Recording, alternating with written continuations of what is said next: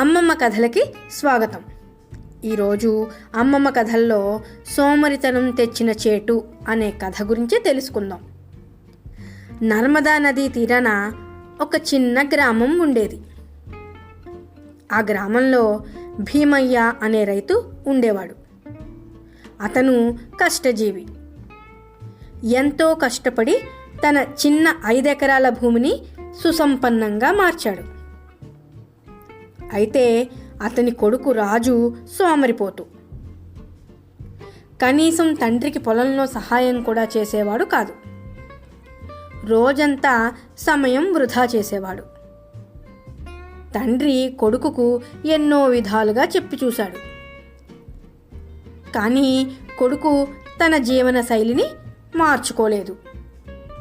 కొంతకాలం తర్వాత తండ్రి వృద్ధుడయ్యాడు. ఆరోగ్యం కూడా క్షీణించింది. చావు బతుకులలో ఉన్న తండ్రిని చూసి కూడా రాజు మారలేదు. ఆఖరికి భీమయ్య, బాబూ, నేను పోయాక నీ జీవితాన్ని ఎలా సాగిస్తావా అని నాకు దిగులుగా ఉంది. అందుకే నేను కష్టపడి సంపాదించిన ధనమంతా మన పొలం అవతల ఒక చెట్టు తొర్రలో దాచాను. దాన్ని ఎండిపోయిన ఆకులతో కప్పాను. ఆ ధనం నీకు ఉపయోగపడుతుంది అని చెప్పి మరణించాడు. తండ్రి మరణించాక కూడా రాజు ప్రవర్తన మారలేదు. రోజంతా బద్ధకంగా ఉండేవాడు. ఆఖరికి తండ్రి దాచిన ధనం తెచ్చుకోవడానికి కూడా బద్ధకించాడు. నాన్న చెట్టు త్వరలో ధనం దాచి ఎండిపోయిన ఆకులతో దాన్ని కప్పాడు, దాన్నెవరు తీసుకుంటారు, రేపు తీసుకోవచ్చులే అంటూ కొంతకాలం వాయిదా వేశాడు.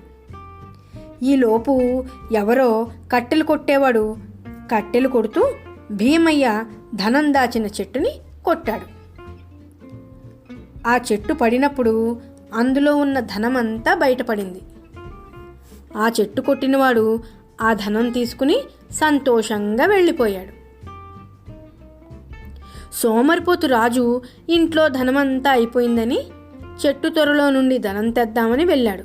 చూస్తే చెట్టుని అప్పుడే ఎవరో కొట్టేశారని గ్రహించాడు. తన సోమరితనం వల్ల సులభంగా లభించే ధనాన్ని కూడా నష్టపోయాడు. ఈ గుణపాఠంతో తండ్రి పొలంలో రాజు వ్యవసాయం చేస్తూ కష్టం విలువ తెలుసుకున్నాడు.